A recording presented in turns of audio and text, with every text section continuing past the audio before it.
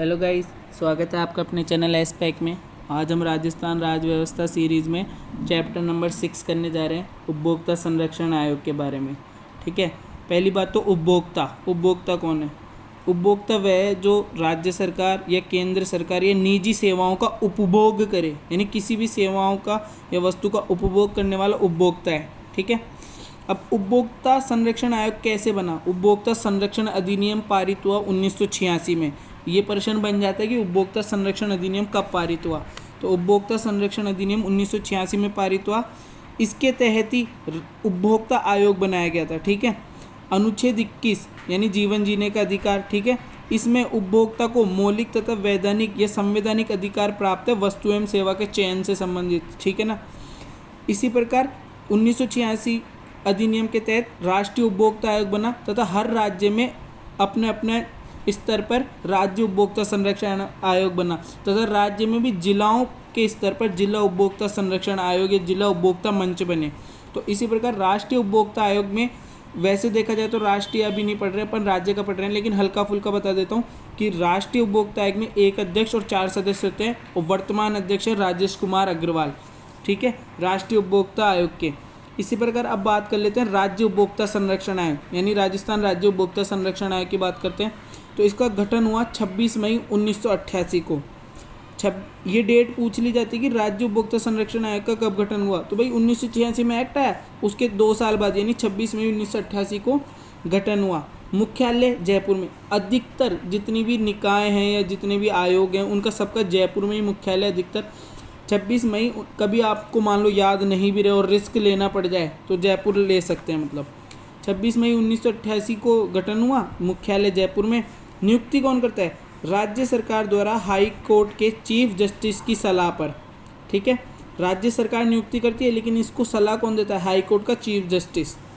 अध्यक्ष व सदस्य कितने होते हैं? भाई एक अध्यक्ष और 3 सदस्य होते हैं राज्य उपभोक्ता संरक्षण आयोग में। कार्यकाल 5 वर्ष या 67 वर्ष, जो भी पहले हो वो कार्यकाल है। योग्यता क्या है? हाई कोर्ट का चीफ जस्टिस रहा हो या जस्टिस हो या फिर सिर्फ जज रहा हो या जज हो। ठीक है ना। और कानून सदस्यों के लिए कानून मामलों से संबंधित हो। ठीक है ना। ये राज्य उपभोक्ता संरक्षण आयोग की बात थी। और भी बात है राज्य उपभोक्ता संरक्षण आयोग में। राज्य उपभोक्ता संरक्षण आयोग का क्षेत्र कितना है? भाई 20 लाख से 1 करोड़ तक के मामले देखता है राज्य उपभोक्ता संरक्षण आयोग। ठीक है। फर्स्ट अपील कब करते हैं? घटना से 30 दिन के अंदर अंदर फर्स्ट अपील करनी चाहिए। ठीक है।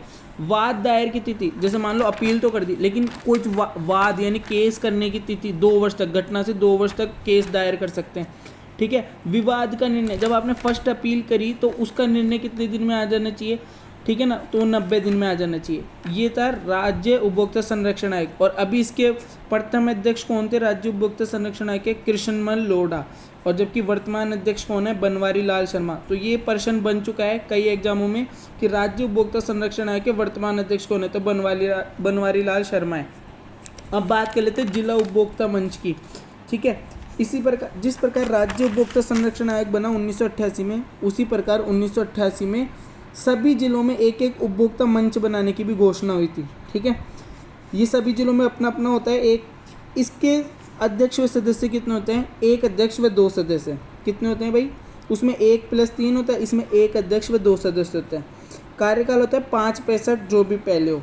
ठीक है। अध्यक्ष के लिए योग्यता क्या है? भाई हाई कोर्ट का चीफ जस्टिस रहा हो, जस्टिस हो या फॉर्मर चीफ जस्टिस रहा हो या जज रहा हो। मतलब ठीक है। सदस्य कानूनी मामलों से संबंधित होनी चाहिए, ये योग्यता है।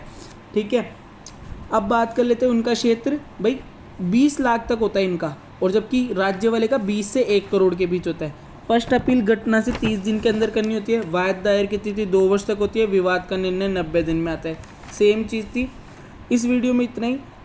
मैं बता देता हूँ कि ये टॉपिक भी बहुत इंपॉर्टेंट है, उपभोक्ता संरक्षण आयोग। इससे भी प्रश्न बनते हैं जिसमें भी राजस्थान राज्य व्यवस्था सिलेबस में होता है, तो इसको अच्छे से पढ़ लेना। धन्यवाद। अगर दी गई जानकारी अच्छी लगी तो लाइक कर देना और चैनल को सब्सक्राइब कर देना।